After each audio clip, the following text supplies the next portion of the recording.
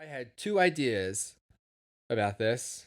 One is You want me to fight Gordon? no, I don't want I don't want that because I need, as much as I hate to admit it, I need you for the other half of this show, and I don't know that you would come back if you fought Gordon.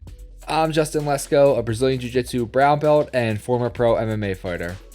And I'm Mike Callahan, a Brazilian Jiu Jitsu brown belt and a law enforcement officer. So just as you guys have come to know this podcast as being the best podcast in Jiu Jitsu, Flow Grappling and Who's Number One have once again shown why they put on the best show in Jiu Jitsu. The most recent event, headlined by Craig Jones and Luis Panza, featured some of the best current and up-and-coming grapplers on the planet. So on this show, we're going to do our best to recap last weekend's show. We're also going to be previewing the show that's coming in about 3 weeks.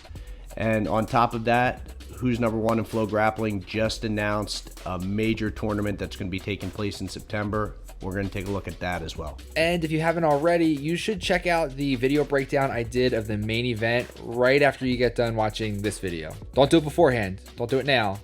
After this one. Be patient. So you got the best podcast in Jiu-Jitsu. That's us. And clearly. you got, yeah, it's clearly us. And then you got the best show in Jiu-Jitsu, which is Who's Number One. I feel like I'm missing something. Could it be the best jiu-jitsu apparel in the world? Maybe something made by grapplers for grapplers? Yeah, that's exactly what I was thinking. Good thing we have Epic Roll. Epic Roll BJJ is your source for all the best jiu-jitsu apparel you need. I mean, by this point, you guys have heard us talk about it a ton, but whatever you guys need, they got. T-shirts, shorts, rash guards, gis, belts, pants, coffee mugs, art pieces. We can go on and on. Whatever you need, they got. Just go to epicrollbjj.com, check out all their merchandise, and when you're placing the order, don't forget to use the coupon code podcast15 for 15% off of all your orders. You can give Epic Roll a follow on Instagram at epicrollbjj, and like Mike said, visit epicrollbjj.com and use the coupon code podcast15 for a sweet discount site-wide. Now let's take a look at the most recent Jiu-Jitsu Supercard. Welcome to that Jiu-Jitsu podcast. When we talked about Gordon Ryan being out of this event, part of me was like a little bit excited because I am sort of a self-proclaimed Craig Jones fanboy, and I steal a lot of my half guard and Z guard stuff from him. I was happy to see him step into Gordon's spot, and he won his match in 47 seconds against a guy in Luis Panza who was 30 pounds heavier than him. Yeah, the size differential was crazy. But if you watch Justin's breakdown of that finish, which is, I don't know where we're going to put it, but we'll put it somewhere. Definitely not sideways, but straight up. If you check that out and you start diving into the comments, you'll see that apparently that wasn't Craig Jones's Z guard. That was a knee shield. Did you see that comment? I did see that comment. So here's behind the scenes for you. When I post a video and I can tell that it's getting a lot of views, I don't look at any of the comments because that's what I'm here for. That's what Mike is here for. If you see a response to a comment and it wasn't like, thanks for commenting, thanks for watching, I think you're a nice person. If it's anything, I'm going to attack your IP address with reckless fucking abandon, might have came from me. Not to that commenter. I said Craig was setting up his Z guard. I didn't say, and he switched to a high knee shield. But I think we're splitting hairs. But anyway, Craig Jones is the man. It was a beautiful finish. I think everyone knows what Craig Jones wants to do and is going to try to do. And he still gets it done. So I think that's very impressive. But just outside of the main event, the main event was great and this event was awesome. But the rest of this card was really stacked. There was a lot of people on this card who you could put in a main event on another card, on another organization, but Who's Number One just loads the deck and stacks these cards. So they were good fights with the exception of Wagner and Josh Hanger, which how the fuck you don't go to the ground? And I like Wagner, and Josh Hanger is, a very well-known and highly regarded jiu-jitsu practitioner outside of the Gordon Ryan circle. How the fuck you don't go to the ground in a 15-minute match Yeah. You know, Yeah, it was it's kind in of a it was 15-minute jiu-jitsu match. It's bizarre. at some point, like, yeah, two guys who aren't necessarily guard pullers at maybe the 10-minute mark, does it creep into one of your minds like maybe I should sit down? Maybe I should, like, it was very strange. It was a very peculiar match. But there were a few fights on this card that I think had a lot of interest going in. Yeah, so I don't want to spend too much time on the Wagner Hinger match. I think that if anybody follows Michael Sears, friend of the show, if anybody follows Michael Sears on Instagram, he's the Who's Number One matchmaker, and he was posting shit on his Instagram story that expressed like some serious displeasure with the way that yeah. So I don't know if they're going to be part of this tournament in September. I mean, it's kind of hard not to put Wagner in there because, you know, he's stepped up and he's fought, you know, and I know Gordon has always said that Wagner is like a boring fighter, but I think he's good, you know, and he probably should be in that that 8-man tournament. But who knows? I don't want to spend too much time on that because there were a ton of good matches. I think I'm guilty of it too. I think a lot of times when people see a match that goes to a decision, they sort of not write it off, but it doesn't like carry as much weight, or they don't think the performance was as good. But Nikki Ryan's performance in a decision win over Gabriel Almeida, Nikki's passing was fun to watch. There was a lot of action and a lot of movement, and I thought it was a very good match for Nikki. I don't like this he's starting to look like a man.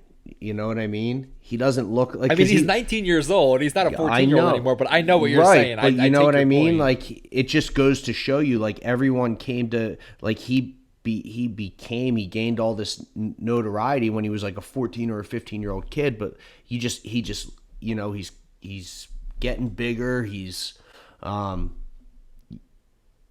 getting better every single time. Gordon after the match posted something and said that Nikki Ryan only went at about 30 to 40% of his capabilities there.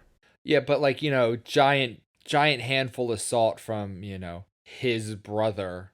I mean, yeah, oh yeah. But he made it seem as though like training room Nikki Ryan is lights out. He actually said that if Nikki Ryan, who shows up in the training room every day, were to enter the ADCC Absolute, he would win. I don't know about that. I don't train with Nikki Ryan.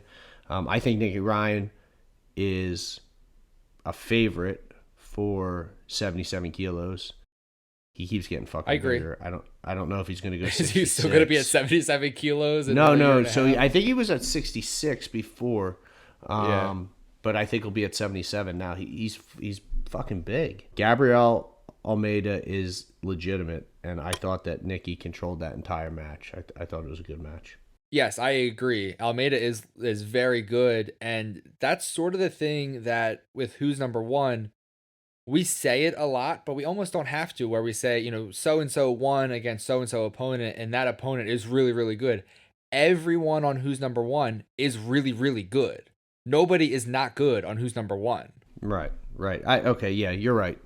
That I'm not saying you're not. You don't say it. I say it every single time, and I catch myself being like, we're not on Who's Number One. You know, like me and you aren't on Who's Number One. Like everyone is good on Who's Number One. It's just, yeah, it's such a crazy thing that Nikki Ryan wins a decision over Almeida, and people would be like, oh, you know, decision, oh, whatever, he didn't get the finish, and it's like, not many people are gonna get the finish against Almeida. Almeida is very, very good, and I would agree with Gordon's assessment that Nikki Ryan is probably better than what we saw in this match, but he still looked really good in this match. Yeah, he did. And when these guys first started coming up, obviously they were known for their like their leg entanglements and their leg locks and everything. And it was impressive to see he had, you know, his game's really expanding. His top game, you know, he was slicing through Almeida's guard, took his back, although Gabriel Almeida did a phenomenal job of escaping back control like on more than one occasion. And Yep. if anyone who's familiar with the Danaher squad knows that their back control is top notch. So if you can get out of their back control, like that says a lot about your abilities. But yeah, it was a no-brainer. Nikki had him on the ropes, and he was the clear winner in that match. One of the matches I was most intrigued by going into this event outside of the main event was the co-main, which was Mikey Musumeci, and a real test for him, no gi, and my man looked good. My man looked real good getting a heel hook win. You can say whatever you want about rankings. When people put out rankings, even if it's like a highly regarded site like Flow, the rankings they're going to be disputed. So Mikey was ranked number 7, which people are like, it's fucking bullshit. He shouldn't be ranked number 7. But up until his last no-gi match, he hadn't fought no-gi. I think Right. since brown belt. Mike, you can let us know if Mike was wrong about that when you come on the show. Answer my DM and let's talk. So he's seated at number 7, and Lucas Pinheiro, we'll just call him Lucas so I don't offend anybody by my pronunciation. But Lucas is number 1. He's the number 1 bantamweight in the world, Alvatos. He's number 1. Yeah. And Mikey fucking ran through him. He's the number 1 bantamweight in the world. The number 1. Like, this fucking kid's unbelievable. He's unbelievable.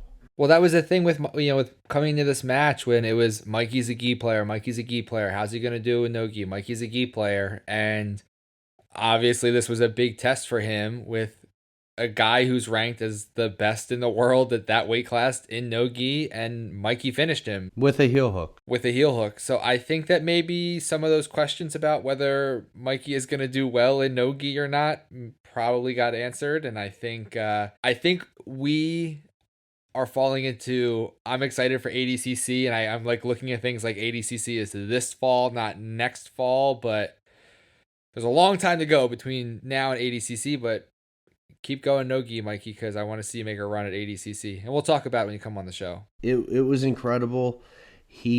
Afterwards, he had said that he hadn't taken a day off since his last fight at Who's Number One, and that he had trained 12 hours every day. He's just eating, sleeping, living jiu-jitsu.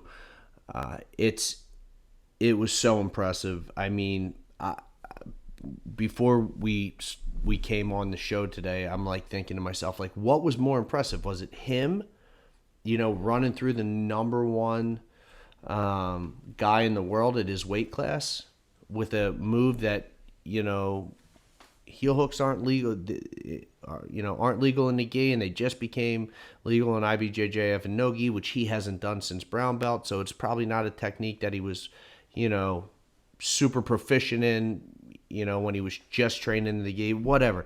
Or is it Craig Jones who steps in on 2.5, 3 weeks notice and takes on a guy 30 pounds heavier than him? And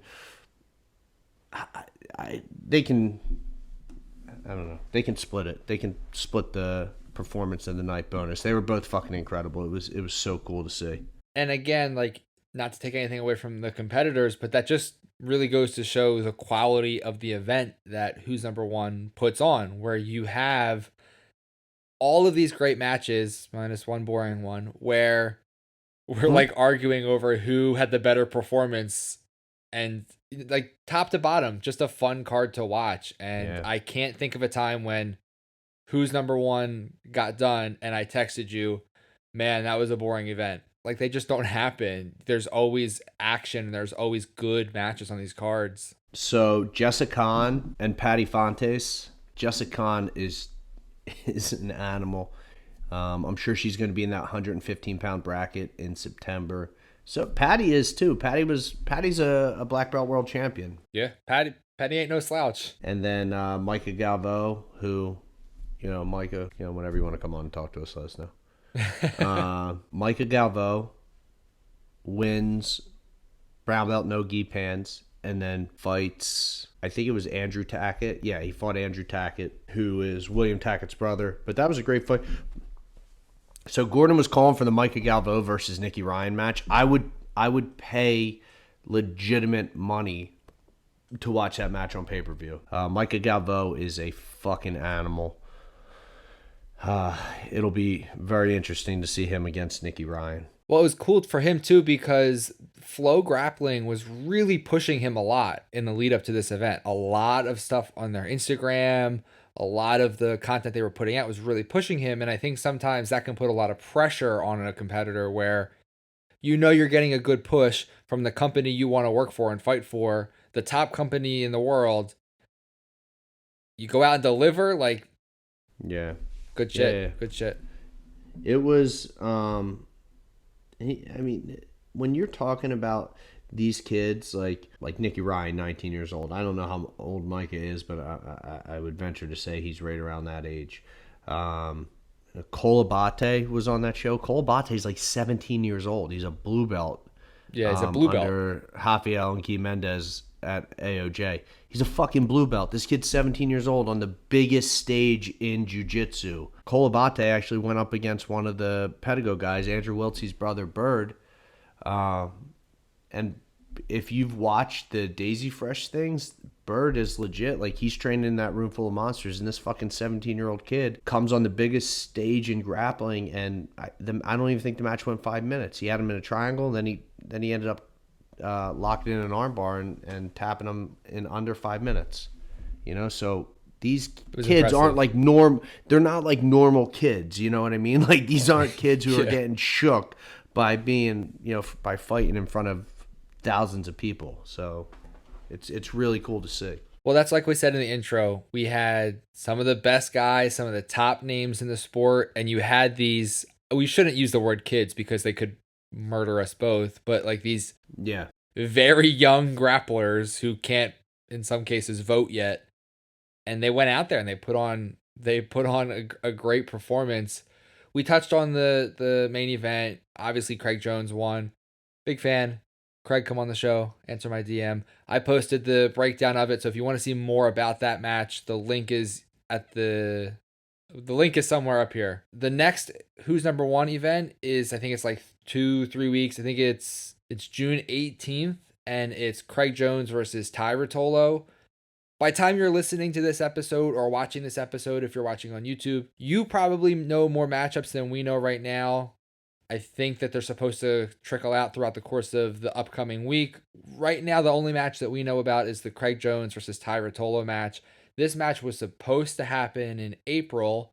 Craig had to back out of the match because he posted on Instagram he had like adverse reactions to the COVID vaccination. Now it's obviously the main event of the next Who's Number One. So it's a fight that we've been looking forward to seeing for a couple months now by the time it actually happens. So your thoughts? I don't know. Before you do your thoughts, you are fanboy for the Rotolos just as much as I'm fanboy for Craig Jones. So yeah, might get heated. Yeah, I think they're 17 years old. They're younger than Nikki Ryan. Nikki Ryan ended up subbing one of them at the ADCC West Coast Trials for the last ADCC.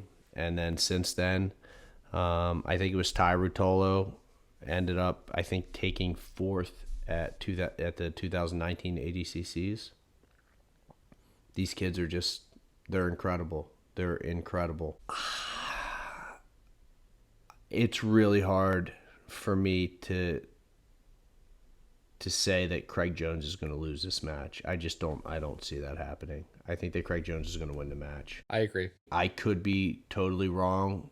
Ty Rotolo could end up just shocking the world, but I don't see it. No, I think I think Craig is very, very good. I think he has a lot more experience. He's going to be the bigger fighter, and I think we should. I don't want to keep having to say the caveat with Gordon out, but with Gordon out, I think Craig is, one of the top people in the world, and the Rotolos can and probably will be some of the top people in the world. But I think if this match happens in 5 years, the result would be different than what it's going to be in a couple weeks. But I agree. I think that Craig Jones will win. I'm interested to see what other matches they put on this card. You know, it's enough time in between the card we just had and the card that's coming up that it is a quick turnaround, but we could see some of the people we just saw compete again in some different matchups, and I think that's one of the things that's exciting about who's number one is everyone is really good, like I said a few minutes ago. So you can end up with these matchups that you could be headliners on any other card, and I'm excited for it. I'm also excited we don't have to wait a really long time between who's number one events. Yeah, and that's huge too, because they used to be. So if you guys didn't listen to the Michael Sears thing, this Who's Number One production, it was not this specific production, but the idea of Who's Number One was initially a wrestling, like it was a wrestling production. So what they would do was they would take the top high school wrestlers in the country, like, and they would try to get like the number one and number two seeds by their, in their rankings, and they would compete. So when and they would do it once a year. So when it switched over to the grappling world, it was more frequent than that, but it's really picked up. The frequency of these shows has really picked up, and it's awesome. It kind of reminds me of like the old school, like when the UFC used to have like an event like every 3 or 4 months. Now it's fucking happening like you get a UFC show every 2 or 3 weeks. Hopefully we get that. Hopefully that, these guys are able to put on these great shows much more frequently. When they put on shows frequently, some criticism of the UFC model has been that the product gets watered down and each event isn't as good. Could that potentially happen with Jiu Jitsu? It could. I don't think Who's Number One doing one show a month as opposed to 4 a year is going to water the product down. If we start going to, they're going to put shows on once a week, then that's a different conversation. But that's sort of where Fight to Win falls in. There's a Fight to Win almost every week when they're running. So I say this as a person who competes on Fight to Win, you have lesser matches on Fight to Win. You can still watch 20 grappling matches, but you're going to watch me versus somebody. You're not going to watch Craig Jones versus somebody. And the top 2 or 3 fights on the Fight to Win cards are going to be people that you know. Maybe we'll watch you versus Craig Jones. I don't think that Michael Sears wants to waste money putting on an event to watch me try to survive against Craig Jones for 15 seconds, but I'm available. When you go to Who's Number One, it's all top guys because they're doing the shows, I think, at a really good schedule. It's not so many shows that you water it down, but it's enough shows that I'm like, oh, hell yeah, I don't have to wait that long. Best of both worlds. Yeah. The turnaround time between jiu-jitsu matches, like you could fight 5, you go to jiu-jitsu tournaments, you have 5-10 matches a day. So a turnaround time of a week isn't, taxing. It's not as taxing. It's the prep. It's the, maybe if you're cutting weight, and it's the being available. You know what I mean? Craig Jones is doing the stimulus tour package, and he's got seminars and shit booked for however long. A lot of these guys, they're making money from these Who's Number One events, but they're making more money by teaching and doing seminars and traveling. So it's more of a, I would say, scheduling thing as opposed to damage to your body. But the event that's coming up in 3 weeks, we only know one match on there. That's what, like Justin just said. Michael Sears, after this last show, came out and announced that in September they're going to have 8-man brackets for a bunch of different weight classes. So I pulled them up on my phone just so I can I don't fuck it up. Weight classes are going to be women's 115 pounds, women's heavyweight, men's 155, men's 185, and men's heavyweight. So 5 brackets, 8-person brackets. First place is $30,000. Second place is $15,000, and third place is $7,500. So 52,500 times 5. These fucking guys are paying roughly 250 grand, a little bit more actually, to the fighters here. It's September 25th and 26th. Well, the way I interpreted what Sears had said on Instagram was that the rankings were now going to be based sort of off of all of the matches they've done at who's number one leading up to this, and that would sort of determine the invitations and the seeds. Also, if you go creeping through the comments like your boy, people were asking and he was responding that they already know who the competitors are. There's no like, so it's already, we just don't know who they are. Yep. Me and you and the world don't know, and you might know, audience member, by the time this comes out, but it's already set. It's already happening. They know who's in this event, and it's going to be the who's number one itself is the best fighters. This is going to be the best of the best fighters competing for, like Mike said, a little more than $250,000 in combined payouts. So this is going to be, you see the production they put into a regular who's number one event. Imagine the production that we're going to see for the biggest who's number one event of all time. Think UFC 200 level production. Like, that's how I'm comparing it in my brain. It's going to be amazing.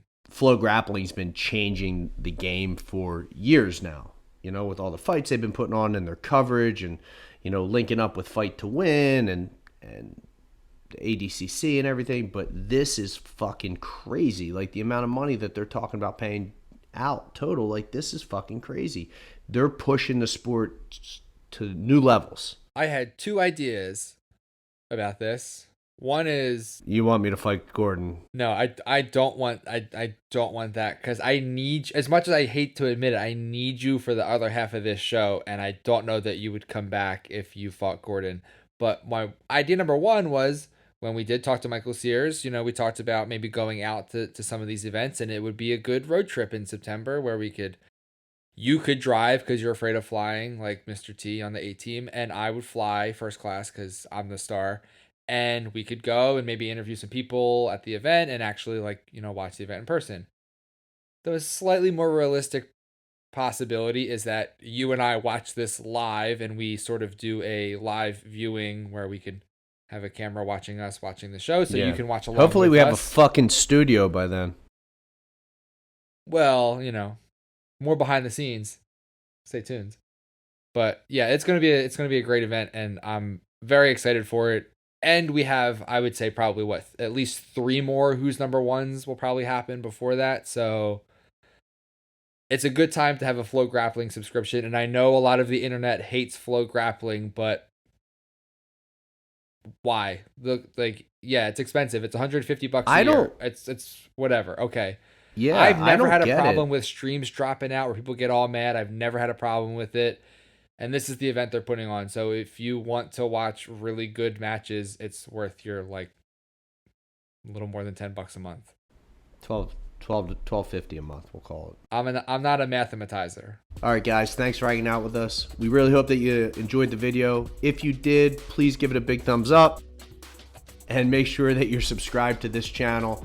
We have a ton of new content that's coming out over the next week. If you don't want to wait that long for new content, I think there's a video right here on the screen that you can click on, and one down here too. Thanks everyone for hanging out with us, and we'll see you in the next one.